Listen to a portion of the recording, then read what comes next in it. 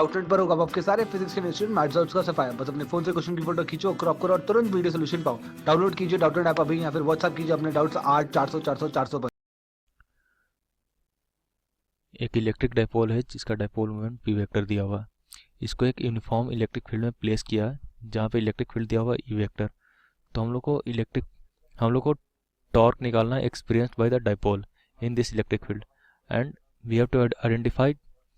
हम लोग को दो pair of perpendicular vector identify करना है एंड हम लोग को डायग्रामेटिकली शो करना है कि कहाँ पे कहाँ पे जो टॉर्क मैक्सिमम आएगा and half the maximum value आएगा एंड जीरो आएगा।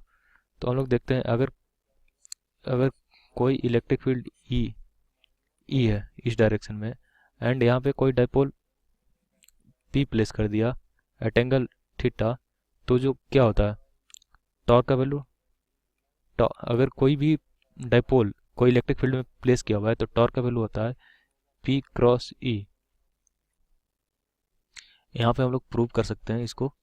अगर ये इलेक्ट्रिक फील्ड है, यहाँ पे कोई डाइपोल पी रखा हुआ है, कोई डाइपोल पी रखा हुआ है, तो इस पे यहाँ पे क्यू चार्ज होगा एंड यहाँ पे माइनस क्यू चार्ज होगा एंड इसको लेंथ एल लेट कर लेते हैं। तो यहाँ पे क्यू ई फोर्स लगेगा एंड यहाँ पे इधर क्यू ई फोर्स लगेगा, तो and net force on dipole क्या होगा, जीरो होगा। बट जो नेट टॉर्क होगा इसमें नेट टॉर्क निकालते हैं हम लोग, कोई भी एक्सिस लेट कर सकते हैं ऑन दिस डाइपोल। लेट कर लेते हैं यहाँ पे एक एक्सिस से लिए, तो at about about O torque का वैल्यू क्या होगा, torque equal to R cross force.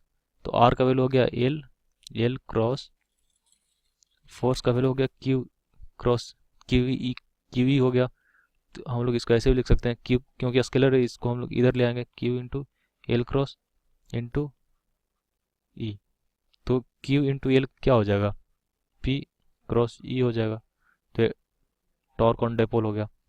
तो अब हम लोग यहाँ पे देखते हैं टॉर्क का वैल्यू कितना आएगा, टॉर्क इक्वल टू, अगर इसका हम लोग मैग्नीट्यूड देखें तो T equal to P E sine theta. ये जीरो कब होगा, पी साइन थीटा का वैल्यू।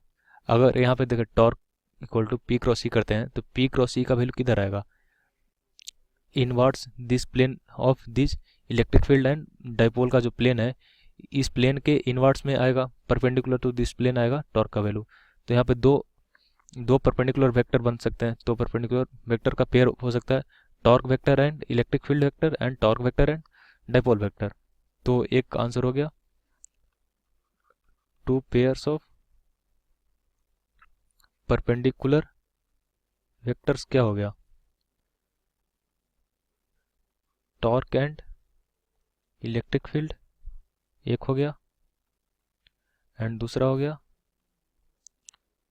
टॉर्क एंड डाइपोल ये हो गया यहाँ पे। अब देखते हैं कि यहाँ पे अगर ये पी ई साइन थीटा हो गया टॉर्क का वैल्यू, ये मैक्सिमम कब होगा, मैक्सिमम कब होगा जब टाउ मैक्स कब होगा, जब थीटा इक्वल टू 90 डिग्री होगा।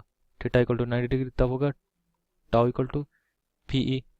एंड मिनिमम कब होगा, एंड इसका टाउ मैक्स बाई टू कब होगा, tau max by to.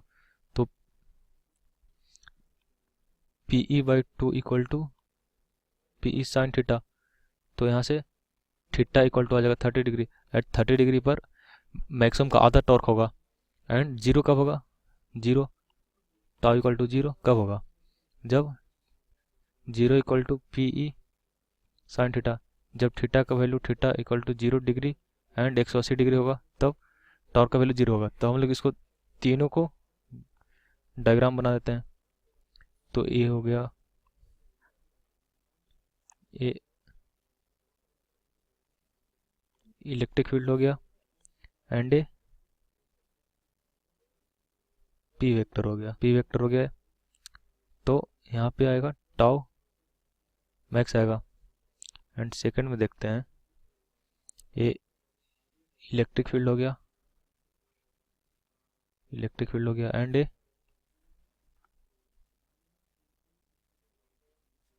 P vector हो गया, डाइपोल वेक्टर एट 30 डिग्री।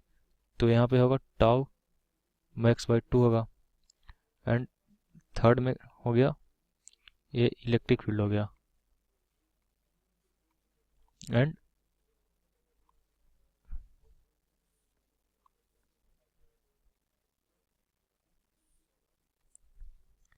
यहाँ पे पी वेक्टर रख दिए अलोंग इसी लाइन, तो यहाँ पे टाउ मिनिमम हो गया इक्वल टू 0 हो गया। या तो फिर पी को इधर भी रख सकते हैं एट 180 डिग्री पे, और ये हो गया सोल्यूशन।